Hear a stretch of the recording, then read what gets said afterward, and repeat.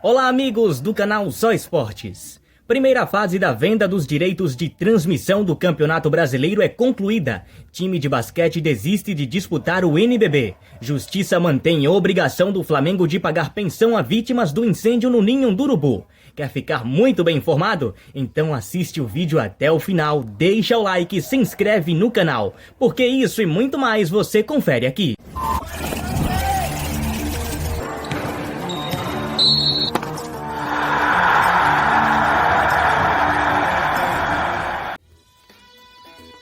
Foi concluída nesta sexta-feira a primeira fase da venda dos direitos de transmissão internacional do Campeonato Brasileiro das séries A e B.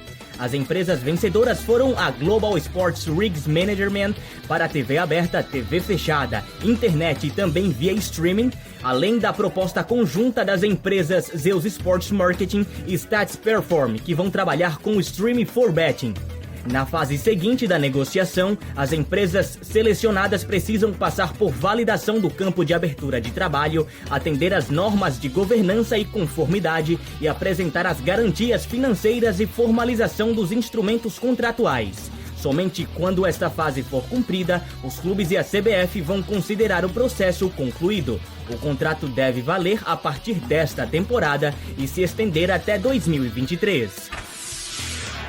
Com as atividades paradas desde o dia 18 de março, o time do Bauru Basquete comunicou nesta semana que não vai mais participar da atual temporada do Novo Basquete Brasil.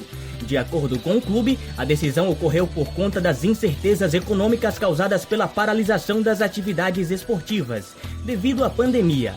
O acordo contou com a participação, além da diretoria e do elenco, é claro, com a Liga Nacional de Basquete, e o Bauru terminou a fase de classificação em 12º lugar e enfrentaria o Mogi, quinto colocado da tabela, nas oitavas de final dos playoffs. Numa levada parecida com o Bauru, o Clube Pinheiros demitiu todos os 9 jogadores profissionais do time de basquete da agremiação. Eles integravam a equipe que estava na disputa do NBB. Os atletas foram comunicados da dispensa por correspondência na última quarta-feira. Por enquanto, a comissão técnica e os jogadores das categorias de base que compõem o elenco profissional foram preservados da dispensa. Até o momento, a equipe ainda permanece no NBB, que não tem data de retorno definida.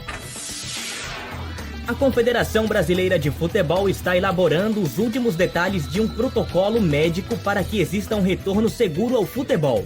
Destaco 2 pontos desse protocolo: a realização dos treinos com grupos separados e a contratação de empresas de desinfecção e descontaminação. O projeto teve a coordenação do presidente da Comissão Nacional de Médicos da CBF, Jorge Pagura. A equipe também contou com a colaboração dos chefes dos departamentos médicos do Atlético Mineiro, Flamengo, Fluminense, Avaí e da Ponte Preta. Eles foram orientados por Sérgio Way, infectologista do Hospital Albert Einstein. O documento, que já foi enviado para a presidência da CBF, precisa ser analisado pelo Departamento Jurídico e de Competições da entidade, para ser repassado aos clubes.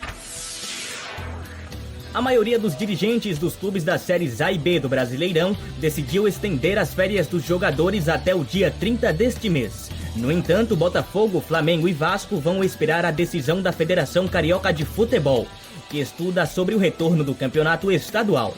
Segundo um dirigente que participou da reunião, houve consenso entre os clubes, pois assim eles ganham mais dias no fim do ano, o que contribui para a temporada ser estendida. 45 grupos de torcedores organizados de futebol das 3 primeiras divisões da França fizeram um comunicado conjunto, onde, entre outras questões, afirmam que rejeitam o reinício das competições com portões fechados. Eles disseram que não é concebível que o futebol seja retomado de maneira prematura, não é concebível que volte com portões fechados, e que o futebol voltará no momento certo, quando houver as condições de saúde sociais adequadas. Além de outras associações, assinaram um documento a principal torcida organizada do Paris Saint-Germain, do Bordeaux e Nantes, clubes que disputam a primeira divisão francesa. O Tribunal de Justiça do Rio de Janeiro decidiu que o Flamengo deve continuar pagando a pensão provisória aos familiares das vítimas do incêndio no Ninho do Urubu e aos sobreviventes da tragédia. O valor está fixado em R$10 mil por mês.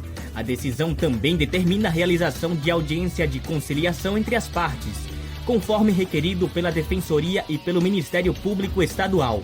Devido a esta pandemia, as audiências presenciais estão suspensas.